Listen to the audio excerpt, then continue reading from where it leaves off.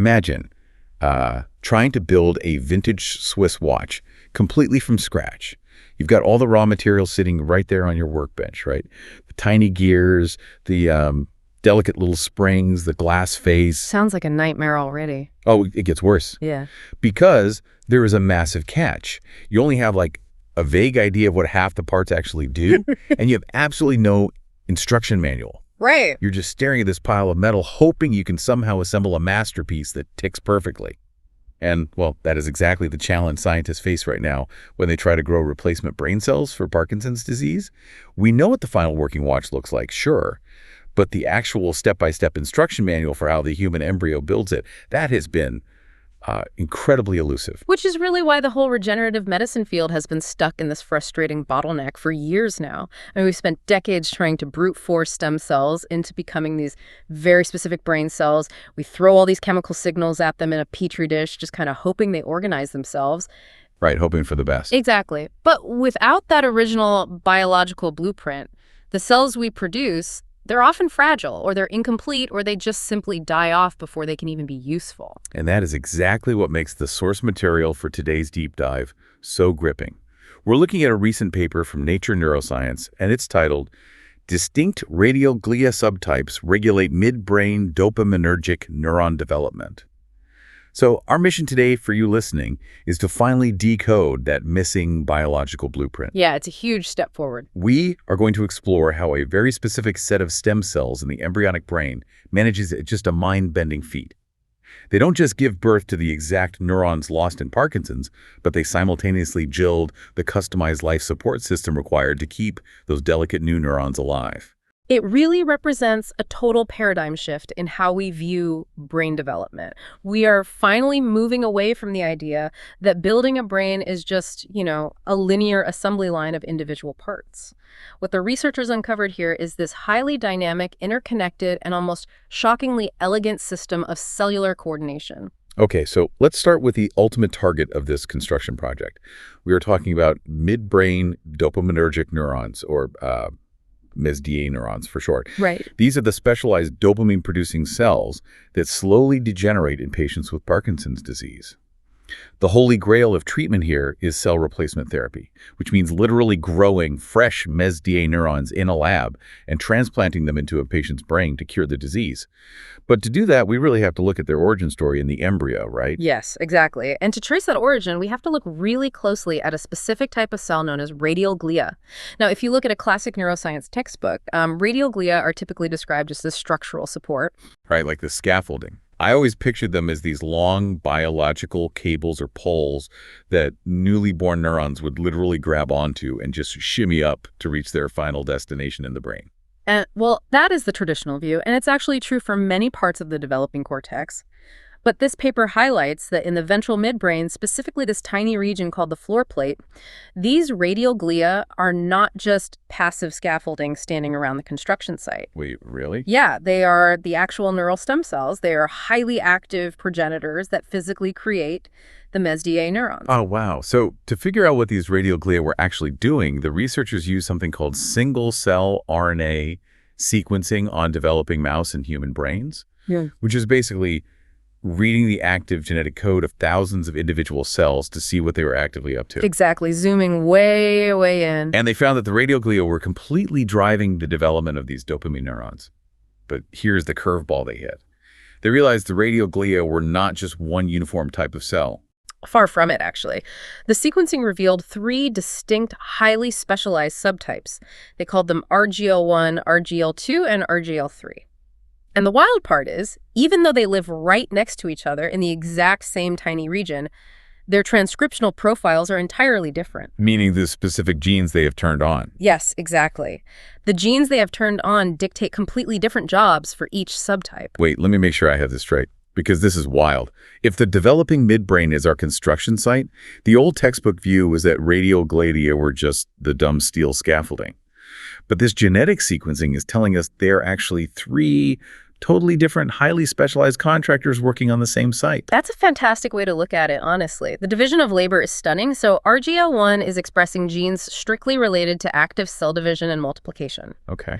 Then you have RGL2, which appears completely focused on managing cellular metabolism. And then RGL3 is highly specialized for communication. It is dedicated to sending signals and secreting physical material into the space around the cells. Okay, so let me pause here and just do a quick recap so you listening can build a mental model of this. We promise bullet points every few minutes, so here we go. Bullet point 1, the target cells we need to replace in Parkinson's are the mesDA neurons. Right. Bullet point 2, the radial glia are the stem cells that build them. And bullet point 3, we now know these radial glia come in 3 distinct contractor flavors. Spot on. So here's a question for you to hold in your mind as we move forward. If we zoom in on that third contractor, RGL3, what exactly is it bringing to the construction site that is so crucial? Well, to figure that out, the researchers had to map the communication lines. They use these predictive computational algorithms, specifically tools called CellChat and Liana Plus. Oh, algorithms. I love this part. Right. These algorithms scan the genetic code of the cells to find lock and key matches. For instance, if RGL3 is pumping out a specific chemical key, the algorithm looks for which surrounding cells have the exact genetic lock or receptor to receive it. So it's literally mapping the cellular radio frequencies to see who is broadcasting and who's actually listening to the broadcast. Exactly that. And what those algorithms revealed was that RGL3 is a massive broadcasting hub. It had the highest number of outgoing signals of any cell type in that entire developing midbrain region. That's crazy. And its primary output wasn't just, chemical signals floating around. It was actually manufacturing the extracellular matrix, or the ECM. I feel like the ECM does not get anywhere near enough credit in biology. It's basically the molecular gloop that surrounds all our cells, right? It is the biological mortar between the cellular bricks. But it is a highly functional mortar. The ECM provides structural support, sure, but it also traps growth factors, it physically guides migrating cells, and it actually dictates whether a cell survives or dies. Okay, so what did RGL3 actually put into that mortar? The researchers discovered that RGL3 secretes highly specific ECM proteins into this gloop, primarily 2 proteins called NTN1 and SLIT1. Okay, and this is where the paper transitions from just running computer algorithms to actual physical lab work, which I found totally fascinating. Oh, the in vitro validation. Yes. Right. They took human embryonic stem cells, nudged them down the path to become midbrain dopamine cells, and grew them in a petri dish. But this time, they made a specific change. They coated the dish with those specific RGL3 proteins, NTN1 and SLIT1. And the results of that single change were just striking. By just adding those 2 specific proteins to the environment, the final yield of mature, healthy dopaminergic neurons shot up by over 40% compared to the standard traditional method. 40% is huge. But the crucial question for me is how that happened. Like, if the final yield shot up by 40%, my first assumption is that those proteins acted like a gas pedal for cell division. Did the stem cells just start breeding like rabbits? That is the logical assumption, yeah. But to test it, the scientists had to measure 2 very different biological processes simultaneously. They needed to measure birth, and they needed to measure death. How do you do that in a dish full of millions of cells? They used specific chemical markers to do this. The first marker is called EDU. It only incorporates itself into the DNA of a cell if that cell is actively replicating and dividing. Got it. So the EDU marker basically lights up the birthing process. Right. And the second marker is called 2-nal staining. And 2-nal is designed to detect the fragmented, broken DNA of a cell that is actively undergoing apoptosis, which is programmed cell death. So the first one tags the factory output, and the second one tags the graveyard. What did the numbers actually show? The data showed that adding NTN1 and SLIT1 did absolutely nothing to increase the birthing marker. In fact, active neurogenesis, the birthing, went down slightly. Wait, really? Yeah, but when they looked at the cell death marker, the 2-nal staining in the graveyard, it plummeted by almost 90%. Oh, wow. Okay, so the increased 40% yield wasn't because the factory was stamping out more neurons. It was because almost none of the newly minted fragile neurons were dying off. Exactly. And there was a fascinating secondary confirmation of this survival mechanism involving the angiotensin pathway. Oh, right, the blood pressure drug thing. This was such a massive curveball in the paper. I was reading it, and suddenly we're talking about hypertension. It really was. So the communication algorithms we mentioned earlier, they predicted that RGL3 was also broadcasting survival signals through a receptor called AGTR1. Now, in general medicine, we know AGTR1 as a key player in regulating blood pressure in your kidneys and blood vessels. Right. Totally unrelated to brain development, you would think. You would think. But here, Deep in the embryonic brain, it's doing something entirely different. When the researchers blocked that specific receptor using a common everyday blood pressure medication called valsartan. Literally a pill millions of people take. Yes. When they added valsartan to block the receptor, they witnessed a massive 181% spike in neuron death. 181%. So if you cut the communication line from RGL3, the new neurons just completely self-destruct. Yes, they just die off. This completely shifts the mental model. Because RGL3 isn't the factory building the watch parts. RGL3 is the neonatal intensive care unit. It's the NICU. It is explicitly manufacturing the specialized incubator fluid, the ECM, to prevent the premature neurons from dying the second they are born. And when you look at the decades of failed experiments in regenerative medicine, where scientists were just trying to force stem cells to divide faster and faster, this explains so much. Generating the cell is only half the battle. Surviving the transition is a massive biological bottleneck, and RGL3 is the key to unlocking it. Okay, let's take a breath and set another little recap waypoint for you listening.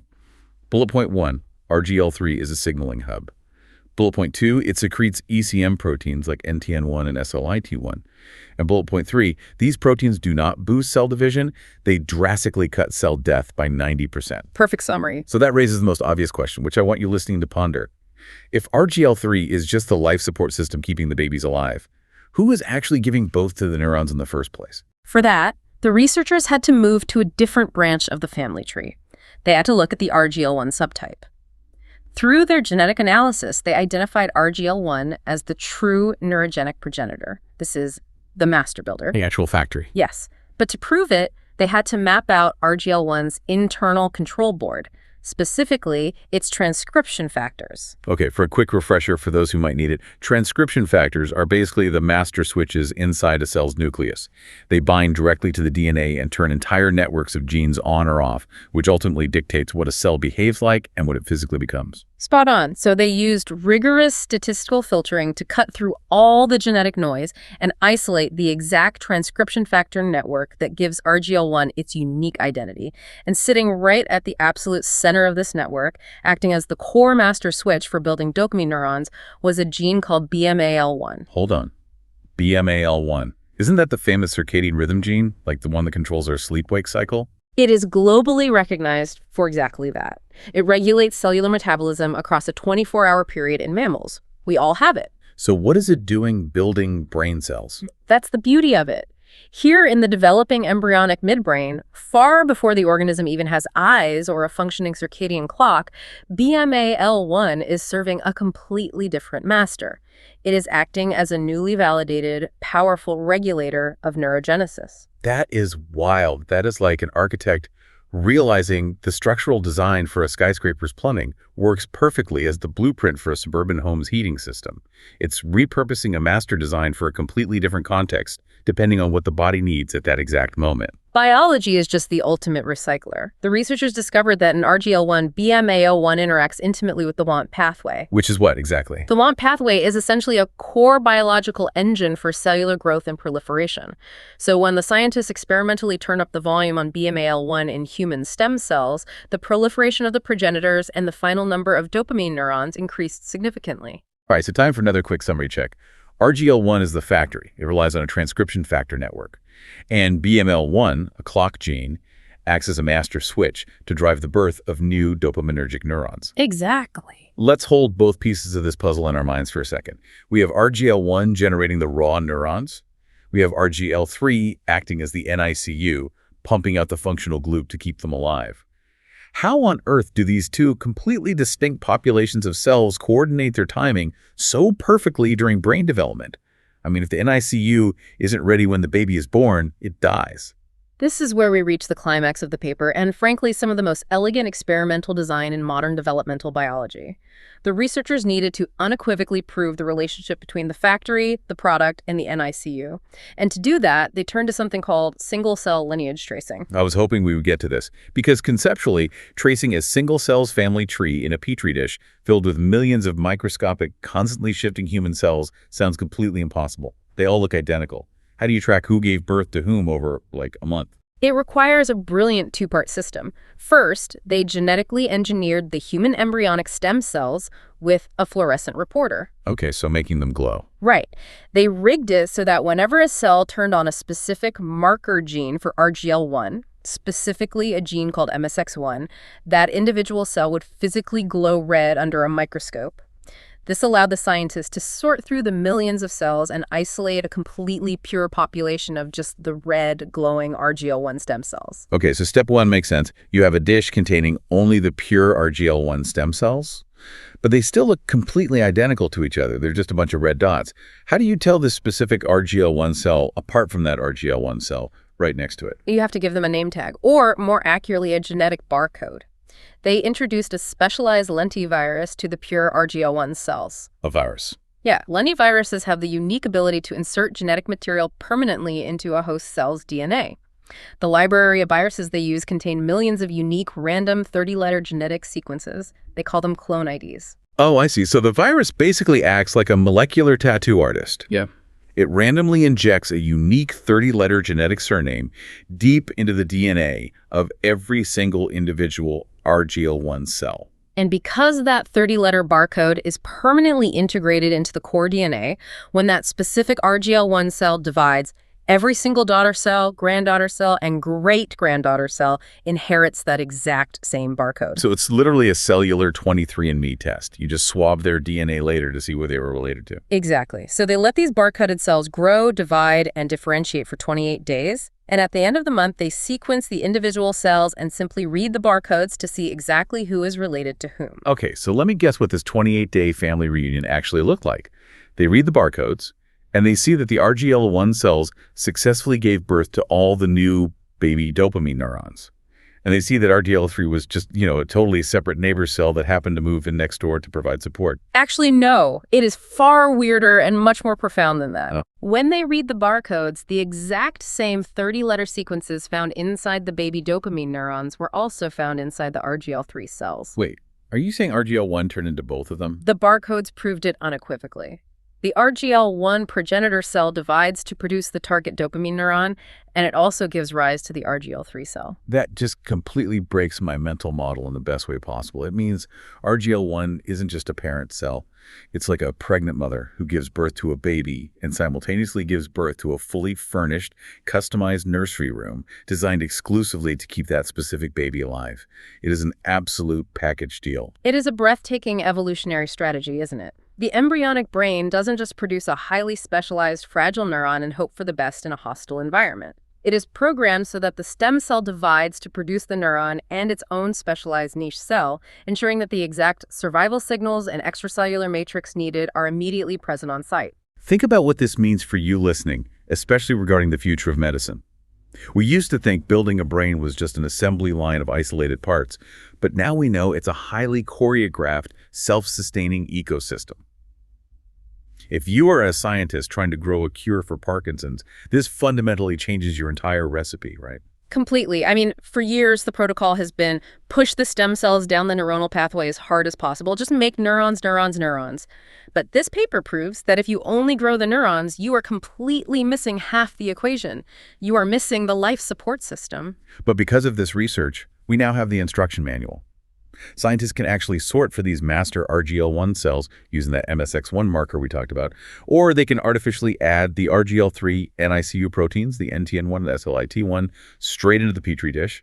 We are finally learning how to put the vintage watch together without breaking all the pieces. And it directly and immediately improves the viability of generating high-quality, mature neurons for cell replacement therapies.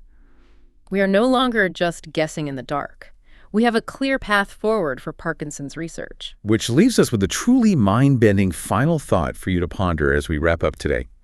If one single stem cell in the brain possesses the evolutionary programming to build both the target cell and its custom life support system concurrently, well, what other organs in your body use this exact package deal strategy that we just haven't discovered yet? That's the real frontier. Right.